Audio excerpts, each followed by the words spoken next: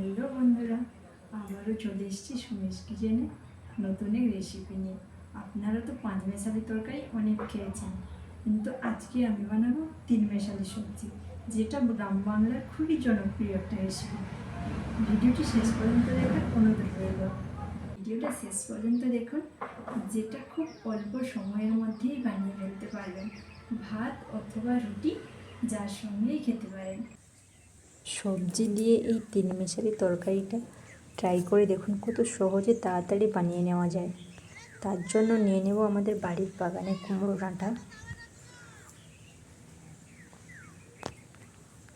কুমড়ো ডাঁটাগুলো কেটে নেব বাড়ির বাগান থেকে।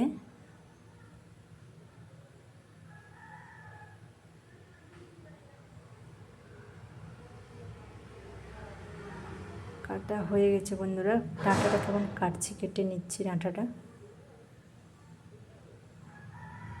এইভাবে কেটে নিচ্ছি ডাঁটাগুলোকে ছোট ছোট করে।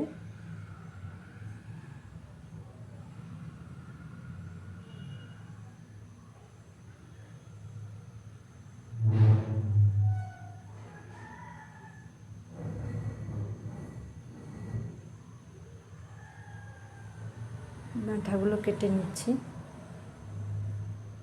ডাঁটা কাটা হয়ে গেছে। এইভাবে আলু কেটে নিয়েছি, বেগুন কেটে নিয়েছি, আর ডাঁটাও এইভাবে কেটে নিয়েছি। কড়াইতে দিয়ে দিচ্ছি সাদা তেল।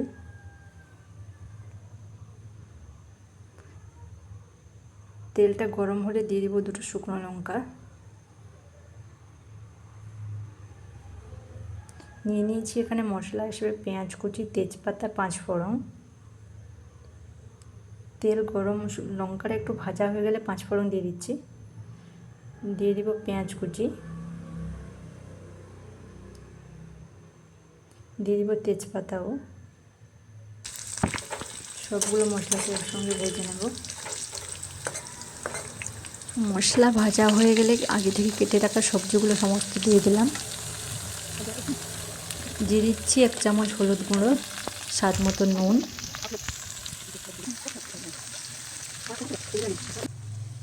নাড়াচাড়া করে নেব একটু, ভালোভাবেই নাড়াচাড়া করে নেব।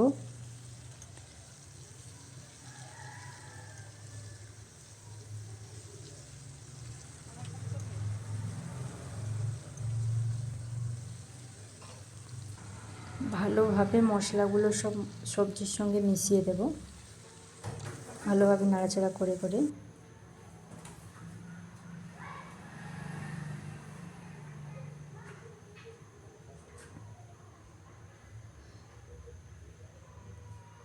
এইরকমভাবে 20 থেকে 25 মিনিট রান্না করে নেব। লো আঁচেই করব তরকারিটা।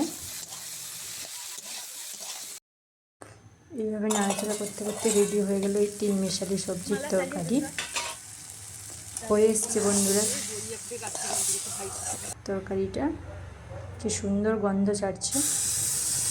নামিয়ে নিলাম কড়াই থেকে। তাহলেই ভাববে রেডি হয়ে গেছে।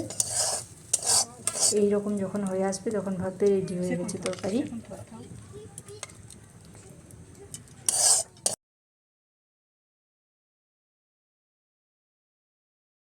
ভিডিওটি আপনাদের ভালো লাগলে শেয়ার করুন, লাইক করুন এবং সাবস্ক্রাইব করুন, যাতে আমি নতুন নতুন ভিডিও করার উৎসাহ পাই। ধন্যবাদ বন্ধুরা।